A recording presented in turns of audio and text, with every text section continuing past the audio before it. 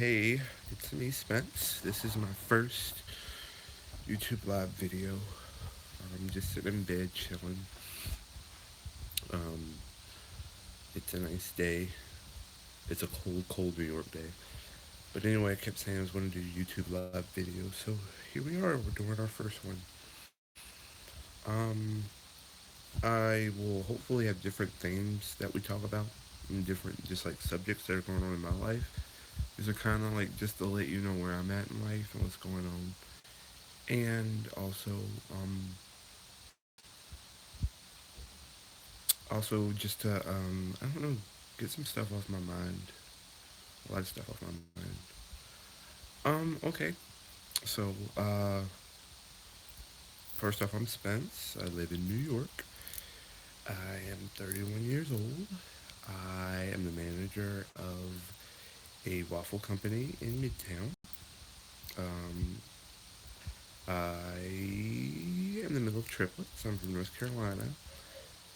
And, you know, I am adventurous and creative. And almost 2 years ago, um, I kind of always made in my mind that I wanted to be in New York. I always kind of, ever since I was young, knew it was always New York, London, or LA, and or LA. And so, um, I was in North Carolina taking care of my grandpa, and then he passed away. And it's not a sad thing. He was 91. He lived a full life, and he taught me life lessons. I, it was very conscious in my thinking of knowing that every time I was with him, that it was a life lesson because I was really kind of frustrated with my life in North Carolina, and it kind of some of the reason why we're talking about today, depression.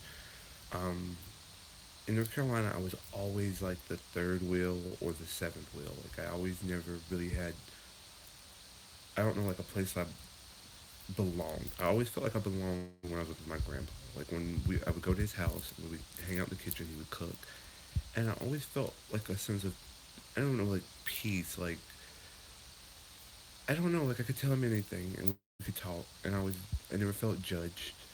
I felt like he was a open-minded, very smart, um, realistic human being who sometimes could be very misunderstood in his approach or ways of life. But I'm so blessed I got to spend as much time with him. But anyway, when he passed away, before he passed away, he told me, he said, follow your dreams. And he always kind of my dreams of music and acting and comedy and all these different things in life. And so he said, follow your dreams. And, he passed away on Christmas Eve, and I don't remember like being heartbroken that he was gone. I just remember kind of thinking, what do I do with my life now? Like, where do I go? What do I do? And so I knew I really, really, really wanted to be in New York. I had gone through a really bad relationship with a close friend that ended um, horribly, disastrously, and that was difficult to deal with. But anyway, it fueled my passion for wanting to come to New York more. And so I took $150. I sold my plasma. I sold and worked and did anything that I could, and I got up $150, and I left and didn't tell anybody. I left and didn't tell anybody because I know that with my thinking is so different from other people. Here, I gotta plug my phone in while I'm doing this. I know my thinking is so different from other people's that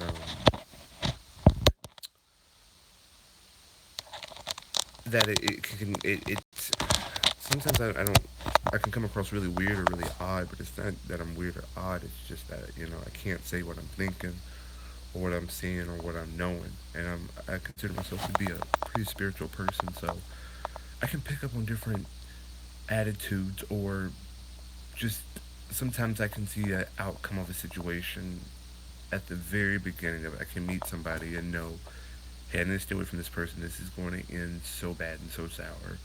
Or I don't know, like again, you need to listen to what this person's saying. They're really speaking deeper than what you're hearing. And so, a lot of times I don't tell people what's going on in my head, and I don't speak or I don't say what's going on, because they wouldn't understand it. And a lot of people in North Carolina don't understand me. And so a lot of people love me in North Carolina, but they didn't understand my need of not fitting in, not belonging, not feeling like I'm being suffocated a little bit more every single day. And I do mean like physically suffocated. Like I tell you, I feel like sometimes it was hard to breathe. Like it just felt like I was suffocating. And so I made the decision to leave North Carolina and come here to New York and not tell anybody. And it was difficult and it was foolish and it was crazy, but I knew again, so many people would try to stop me. A lot of people would try to stop me. And so I didn't want anybody to stop me. I wanted to leave. I wanted to come and pursue dreams. I wanted career, I wanted success, and I wanted a marriage. Those are the things that mean the most to me. Of course, helping people. And so, yeah, I moved up here. I remember I cried for like a week when I came up here. Like, oh God, what have I done? Like the impact of what I did was really setting me in. And so, here we are. We're up in New York, and I spent 40 days with my cousins, and now, I ended up. I was homeless for a little bit, and then I got a place here in Harlem, which I'm currently at, and I don't know. Again, to go from $150 leaving the driveway, and the friendships I've made here, some of the friendships I've made, and the people I've met, and getting to inspire people, and the things I've seen and be able to be a part of since being in New York, is such a huge blessing for me. But I don't know. I just feel like over the past, I don't know, few months, it's just been so hard. It's been hard. And it's not hard. It's just so difficult. It's like everything is two steps forward and five steps back. Everything is just, it seems like if I touch it, it falls apart. And this loneliness. Oh man. I've been blessed that I've always kind of had one person I've always been really close to when I've been in New York. And then so the one friend I had, he moved back to Michigan, but now he's back, but we still don't see each other as much as we used to before. And then I have another friend, and he's just going through some difficulties, and I don't really know how to navigate through that. So I'm just like, this loneliness, it really is, it feels like a Britney Spears song. This loneliness is killing me. But it is. It is absolutely frustrating me. And then I have met somebody, and they're a really wonderful person. Um, I can't go into too much detail, but they are such a wonderful, beautiful human being. And I'm in this 50-50 mark where it could either be the greatest thing of my life, it might work out, we might get to be together, and, you know, it's great, or it could be, Spencer, you're a fool, you're an idiot, you're completely missing it, you're misreading all this, and it's from the wrong perspective, and you're going to end up alone and embarrassed. Um, I don't know, I feel like it's mixed signals, and that's very difficult. And it's driving me crazy as well.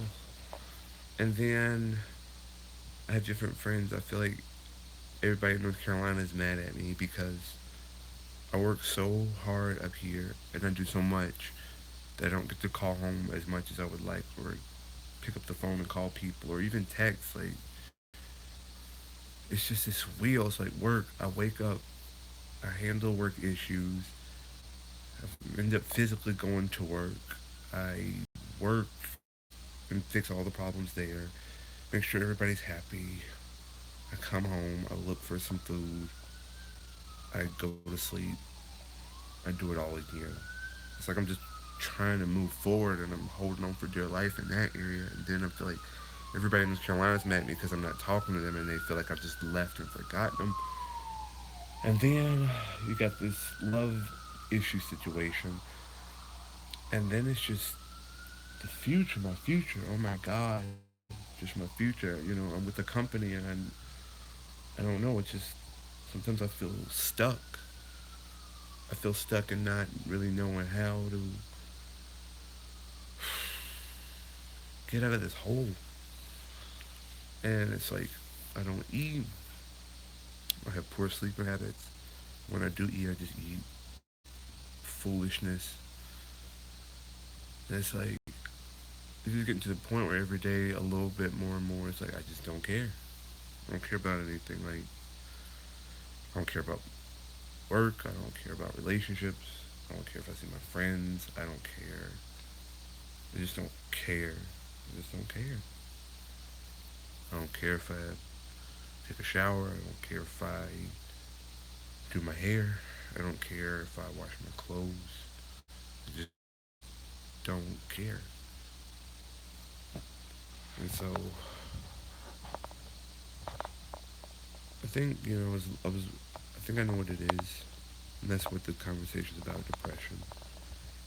And I hate that word so much because I like to be in control and I like to fix things and to not be able to fix this like with a snap of my fingers is killing me, and I don't know what to do to fix it because I don't know. To me, I think I'm the kind of person who thinks bad is good and good is bad. They're one and the same. Like when something, I have to have a really bad employee to appreciate a good one. Does that make sense? Like I have to know this one is so bad and everything I don't want that this person right here is the complete opposite and that's everything I do want. And that could be in relationships or anything. Like so bad is good and good is bad. And usually, I, I have been through depression before, and I feel like creative, artsy people uh, am I consider myself an empath. I just I can feel other people's emotions. I can sense what's going on. Sometimes I can see glimpses of what's going to happen. I feel like people like that. When you're so different, you don't feel like you can talk to anybody or go anywhere, or connect with anyone. And so I can see how that can make you feel lonely, isolated, and depressed. But this one,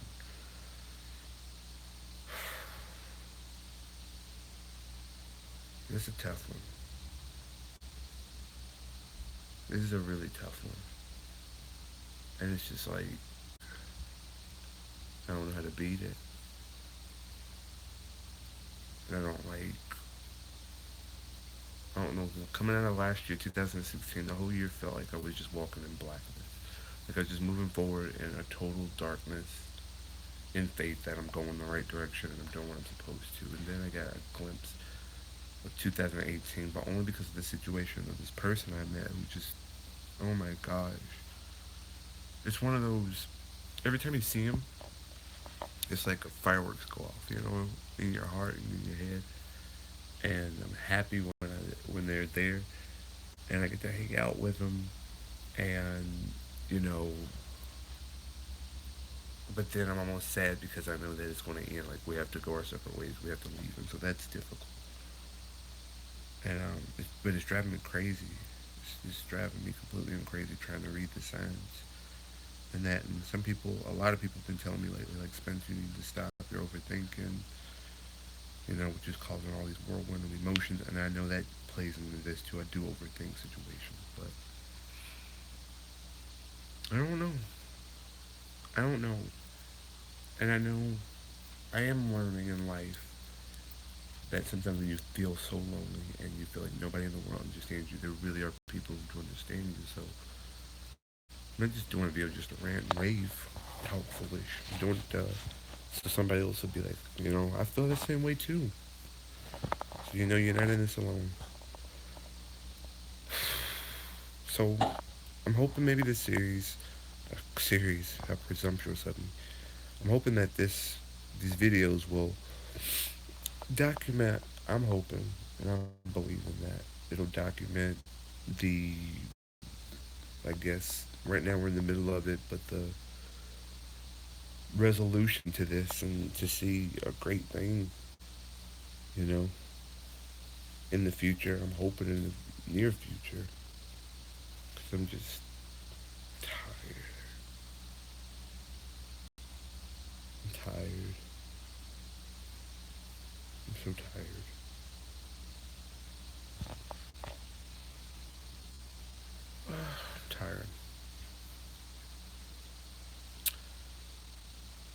But I've always been a believer that everything's going to work out, and I'm stubborn, and I want to see things work out. And so, this is my 15-minute ramblings. Um, Again about depression. I don't know statistics and all that stuff, but I do know. Maybe you might. Other people like feel like me. I feel like first off, culturally, as a black man, that we don't. I just don't. Yeah, I don't see black people really talk about depression. I've seen black people go through it, but to say that word, people don't say that word. And then, just as a man, I don't like saying it because I feel like it's a weakness, and I hate feeling weak. I hate feeling weak because I feel like I'm not a weak person. I'm not a victim. But maybe that's the problem. I'm always trying to prove that.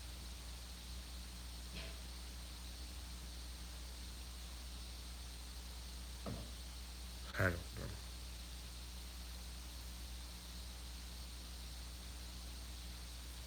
I don't know. I'm just,